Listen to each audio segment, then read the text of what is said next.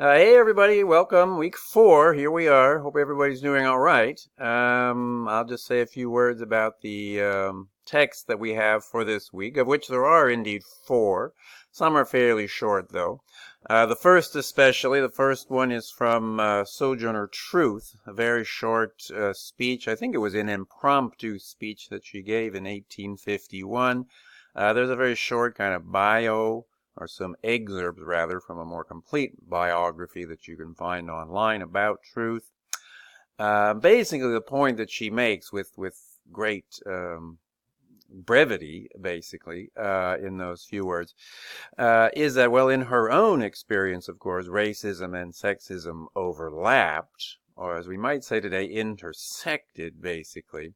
So this has the kind of the result that some of her experience seems to defy a lot of the categories of understanding. So notably in this case, the category of woman. She's basically saying some of her own experiences would seem to call into question her being a woman, which of course is not true concretely understood, but in terms of sort of the analyses that were available, that sort of the feminist or the women's movement at the time were thinking about, that would be a conclusion, meaning sort of it's showing the need, right? What she's saying is showing the need for those analyses to be conducted on a broader basis, to take into account the different ways that sexist oppression could be experienced in different contexts, in different ways that it can intersect with other forms of oppression.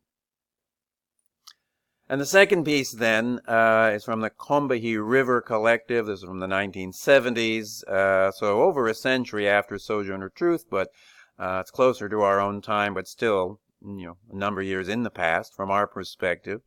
This is usually seen as a very classic expression of what is sometimes called black feminism, for which the underlying point, the main kind of point, is in effect what Sojourner Truth was already pointing out, that mainstream feminism, so it's still true, say in the 1970s, was failing to give adequate attention, or perhaps even any attention, to questions of race, other forms of oppression as well, and how these overlapped or intersected with sexist oppression. The most important thing, I think, to keep in mind here, and we'll see this similarly, this will go further next week with some work from Kimberly Crenshaw, the most important thing is to just understand that this is not at all meant to be a very specific analysis that would apply only to certain groups. Totally the other way. It's meant to provide a more complete and a more general understanding because it's not based on certain simplifying abstractions, usually of the form, where we take one kind of oppression in isolation, say sexist oppression, and then perhaps turn our attention to others, each taken in isolation. That's actually not very concrete, and it misses the reality of how these things actually take place in the world, so that we get a better understanding of the kinds of oppression that can affect everybody when we focus on those experiences where they actually do overlap or intersect.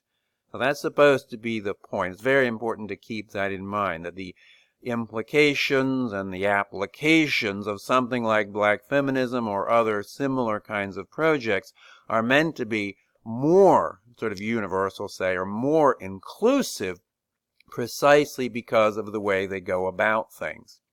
Now, related to this, I'll just point out, you'll see there, and I think you'll see it in Wittig too in a moment, references to materialism or to materialist thinking, and often this goes along with some references to Marxism. Now, we're not actually going to talk about that here. That could be in another course.